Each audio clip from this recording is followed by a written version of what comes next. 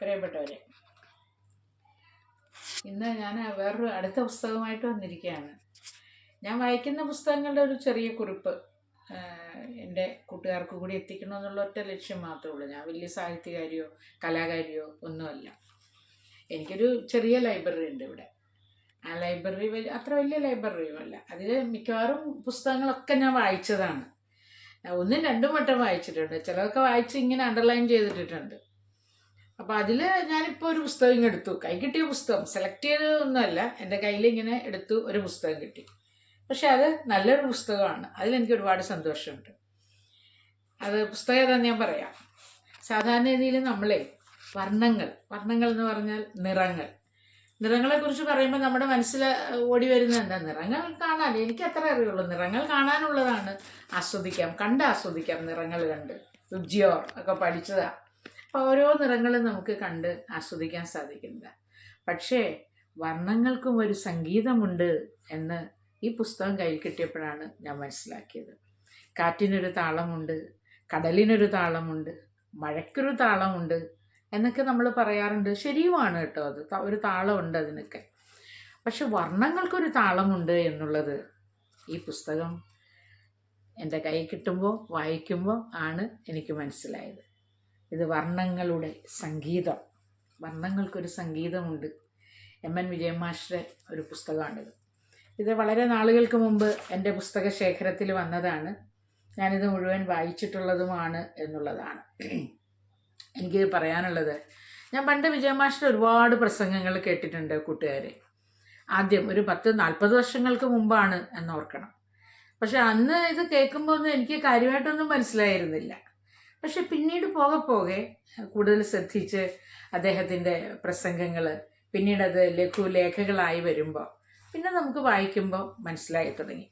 അപ്പോൾ എനിക്ക് വായനക്കാരായിട്ടുള്ള വായിക്കാൻ ഇഷ്ടമുള്ള കൊച്ചു കൂട്ടുകാരോടൊക്കെയാണ് പറയാനുള്ളത്. കാരണം അദ്ദേഹത്തിൻ്റെ പ്രസംഗം കേൾക്കാൻ കഴിയാത്ത ഒരുപാട് പേരുണ്ട്.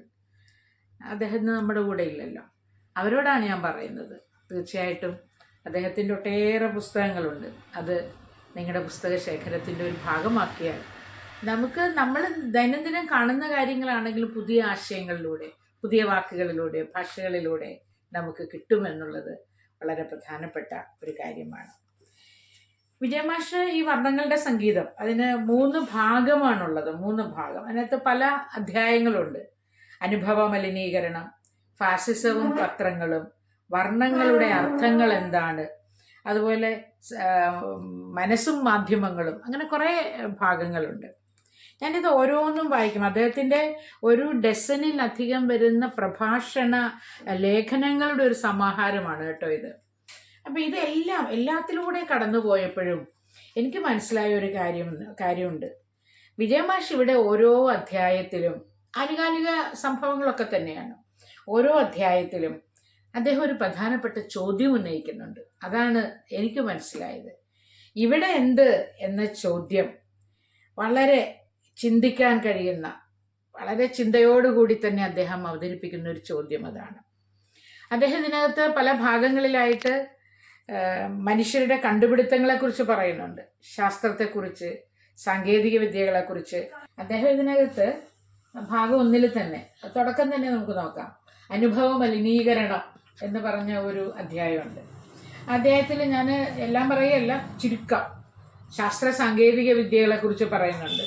വളരെ കൃത്യമായി നമുക്കറിയാവുന്ന കാര്യമാണ്. അതായത് ശാസ്ത്ര സാങ്കേതിക വിദ്യകൾ നല്ലതിനും ഉപയോഗിക്കാം, നന്മയ്ക്കും തിന്മയ്ക്കും ഉപയോഗിക്കാൻ കഴിയുന്നതാണ്. പക്ഷെ അതിനെ ഇന്ന് ഉപയോഗിക്കുന്ന ഒരു സാമൂഹ്യ വ്യവസ്ഥയിൽ അത് എന്തിനു വേണ്ടി ഉപയോഗിക്കുന്നു എന്നുള്ളത് വളരെ പ്രസക്തമാണ്. അതിനകത്ത് അദ്ദേഹം ചൂണ്ടിക്കാണിക്കുന്നുണ്ട്. പിന്നെ വിജയമാസ്റ്റർ എനിക്ക് പുതിയ അറിവായി അതിനകത്ത് തോന്നിയൊരു കാര്യമുണ്ട്. ഏത് കണ്ടുപിടുത്തങ്ങളാണെങ്കിലും സാങ്കേതിക വിദ്യയുടെ, ശാസ്ത്രത്തിൻ്റെ, അതിൻ്റെ പിന്നിൽ പലരുടെയും ബുദ്ധിയുണ്ടല്ലോ. അതിൽ ഓരോ കണ്ടുപിടുത്തത്തിൻ്റെയും പിന്നിൽ ഒരു ദർശനമുണ്ട് എന്നുള്ളതാണ് പ്രത്യേകത. ആ ദർശനം ആർക്ക് വേണ്ടിയുള്ളതാണ്? അത് വളരെ നമ്മൾ വിചിന്തനം ചെയ്ത് തന്നെ ആലോചിക്കേണ്ട ഒരു പ്രധാനപ്പെട്ട കാര്യമാണ്. ഇത് ഉപയോഗിക്കുമ്പോൾ നമ്മുടെ മനസ്സിലേക്ക് ഓടി വരേണ്ട ഒരു വസ്തുതയാണെന്ന് അദ്ദേഹം പറയുന്നതായിട്ട് എനിക്ക് തോന്നുന്നു.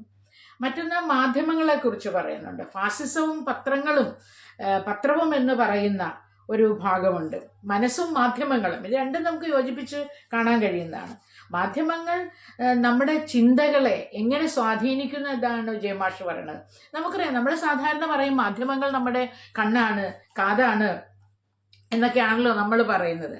പക്ഷെ മാഷി ചോദിക്കുന്നത് ഇത് എന്നാൽ ആ കണ്ണ് ആരുടേതാണ്, ആ കാതാരുടേതാണ്? വളരെ പ്രധാനപ്പെട്ട ഒരു ചോദ്യമല്ലേ. നമ്മൾ വിജയമാഷ്കല്ലാതെ ഇത് ആർക്കാ സാധിക്കുന്നത്? മാധ്യമങ്ങൾ നമ്മുടെ ലോക വീക്ഷണത്തെ തന്നെ രൂപപ്പെടുത്തുന്ന ശക്തിയായി മാറുമ്പോൾ, പ്രത്യേകിച്ച് ഇന്നത്തെ കാലഘട്ടത്തിൽ വാട്സപ്പും എല്ലാം ഒരുപാട് ഉപയോഗിക്കുന്ന, സോഷ്യൽ മീഡിയ ഉപയോഗിക്കുന്ന ഈ ഘട്ടത്തിൽ അദ്ദേഹം പറയുന്നത്, ഈ ഘട്ടത്തിൽ നമുക്കതിനെ ബന്ധപ്പെടുത്തി കാണാൻ കഴിയുമെന്നുള്ളതാണ്. വിജയമാഷ് പറയുന്നത് വളരെ ഗൗരവമായ വിമർശന ബോധം അനിവാര്യമാണ്. മാധ്യമങ്ങൾ തരുന്നതെല്ലാം അപ്പാടെ വിഴുങ്ങുക എന്നുള്ളതല്ല, വിമർശന ബോധത്തോടെ എന്നുള്ളതാണ്. അപ്പോൾ മനുഷ്യൻ്റെ ചിന്തയെ, ജീവിത രീതിയെ ഒക്കെ സ്വാധീനിക്കുന്ന മാധ്യമങ്ങളെ വിമർശന ബുദ്ധിയാ തന്നെ നമുക്ക് കാണാൻ കഴിയണം എന്ന്. അത് ഇന്നും പ്രസക്തമല്ല. എത്രയോ വർഷങ്ങൾക്ക് മുമ്പ് മാഷ് എഴുതിയ ഒരു ലേഖനമാണ്, പക്ഷെ ഇന്നും അത് വളരെ പ്രസക്തമാണ്.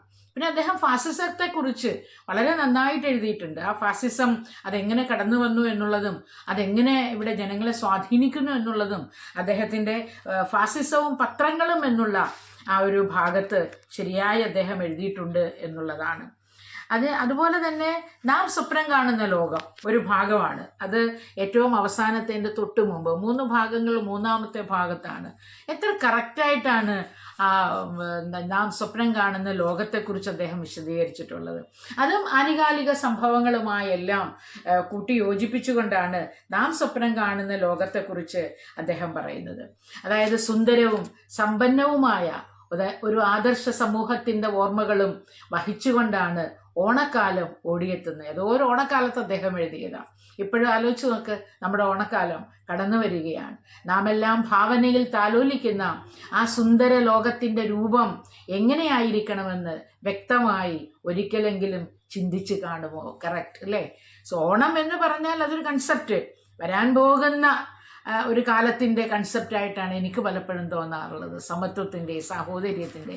പക്ഷെ നമ്മൾ അത്ര ഗാഠമായി അതിനെക്കുറിച്ച് ആലോചിക്കുന്നുണ്ടോ എന്നാണ് അദ്ദേഹം ചോദിക്കുന്നത്. അപ്പോൾ ഓണക്കാല സമൃദ്ധിയുടെ നിഴലിലിരുന്നു കൊണ്ട് നമുക്കതിനെക്കുറിച്ച് ചിന്തിക്കാം എന്നാണ് ആ അധ്യായത്തിൽ നാം സ്വപ്നം കാണുന്ന ലോകത്തെക്കുറിച്ച് അദ്ദേഹം പറയുന്നത്. അത് നമ്മുടെ ജീവിതവുമായി ബന്ധപ്പെടുമ്പോൾ വളരെ പ്രധാനപ്പെട്ട ഒരു വസ്തുതയായി തന്നെയാണ് എനിക്ക് കാണുന്നത് എന്നുള്ളതാണ്. മറ്റൊരു പ്രധാനപ്പെട്ട, അത് വളരെ രസകരമായൊരു സാധനമുണ്ട്, അഭിരുചികളെ ദരിദ്രമാക്കുന്ന വ്യവസായ സംസ്കാരം. അതിൻ്റെ കണ്ടന്റ് ഇതാണ്. നമ്മുടെ അഭിരുചികളെ ഇന്ന് വ്യാവസായിക മേഖലയാണ് തീരുമാനിക്കുന്നത്. തിന്മേശയിൽ എന്ത് വേണം, അടുക്കളയിൽ എന്ത് വേണം എന്ന് അവർ തീരുമാനിക്കുകയാണ്. നിരവധി വരുന്ന പരസ്യങ്ങളിലൂടെ അവരാണ് നമ്മുടെ അഭിരുചികളെ നിർണ്ണയിക്കുന്നത്. ആ അഭിരുചി നിർമ്മാണം വ്യാവസായിക മേഖലയുടെ ഒരു സംസ്കാരമായി ഇന്ന് മാറുമ്പോൾ എങ്ങനെ മനുഷ്യനെ അത് സ്വാധീനിക്കുന്നു?